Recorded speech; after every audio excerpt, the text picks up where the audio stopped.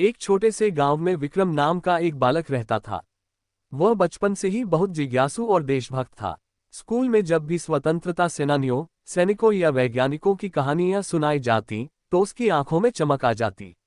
उसे बचपन से ही अपनी मातृभूमि के प्रति अटूट प्रेम था। विक्रम के दादाजी, जो एक सेवानिवृत्त सैनिक थे, अक्सर उसे भारत के गौरवशाली इतिहास के बारे में बताया करते थे। उन्होंने विक्रम को बताया कि भारत को आज़ादी दिलाने के लिए कितने वीरों ने अपना बलिदान दिया। उन कहानियों ने विक्रम के दिल में देशभक्ति की ज्वाला जला दी। विक्रम एक साधारण परिवार से था, लेकिन उसके सपने बहुत बड़े थे। वह चाहता था कि वह भी देश के लिए कुछ करे। स्कूल में हर साल 15 अगस्त और 26 जनवरी को जब झंडा फहराया जाता तो वह गर्व से तिरंगे को देखता और मन ही मन सोचता, मैं भी इस तिरंगे की शान बनूंगा। उसका सपना था कि वह सेना में भर्ती होकर देश की सेवा करे। लेकिन रास्ता आसान नहीं था।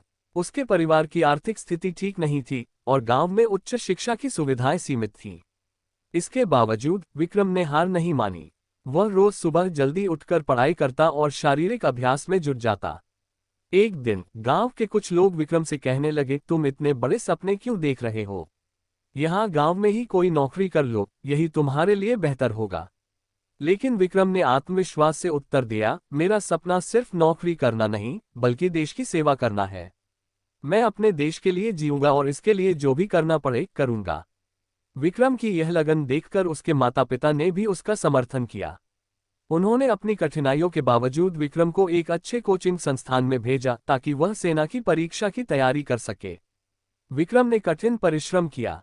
वह हर दिन 8-10 घंटे पढ़ाई करता, सुबह दौड़ लगाता और फिटनेस पर ध्यान देता। उसका दृढ़ निश्चय और कठिन परिश्रम रंग लाया। विक्रम ने सेना की परीक्षा उत्तीर्ण कर ली और सेना में शामिल हो गया। जिस दिन वह सेना की वर्दी पहनकर गांव लौटा, पूरे गांव को उस पर गर्व था।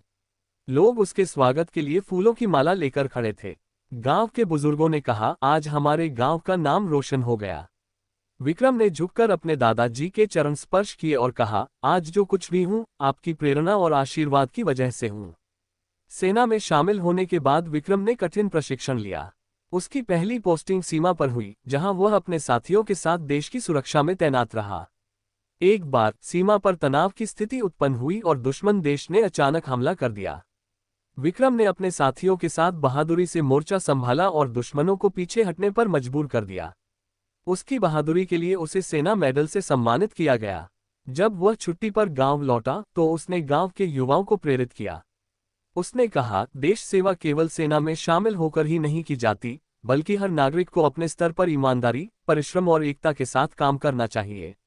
विक्रम ने गांव में शिक्षा और स्वच्छता पर ध्यान देने के लिए एक अभियान चलाया। उसने युवाओं को शिक्षित किया कि देशभक्ति का अर्थ केवल झंडा फहराना या नारे लगाना नहीं है, बल्कि अपने कर्तव्यों को पूरी ईमानदारी से निभाना है। धीरे धीरे गांव में जागरूकता फैलने लगी। लोग सफाई रखने लगे, बच्चे स्कूल जाने लगे और युवा सेना में भर्ती होने के लिए प्रेरित हुए।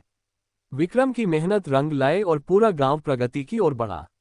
एक दिन एक बच्चा विक्रम के पास आया और बोला, भाईया, मैं भी आपकी तरह सेना में जाना चाहता हूं।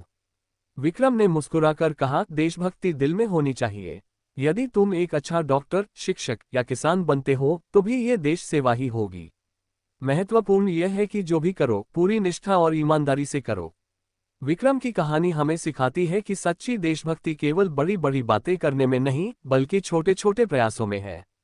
अपने कर्तव्यों को पूरी निष्ठा से निभाना, समाज के विकास में योगदान देना और एक अच्छे नागरिक बनना ही असली सम्मान है। विक्रम की लगन और संकल्प से पूरा गांव प्रेरित हुआ और भारत के प्रति सम्मान और प्रेम की भावना और भी मजबूत हो गई। उसकी कहानी आज भी हर किसी को प्रेरित करती है कि अगर सच्चे मन से कुछ करने की ठान ली जाए तो कोई भी मंजिल दूर नहीं होती।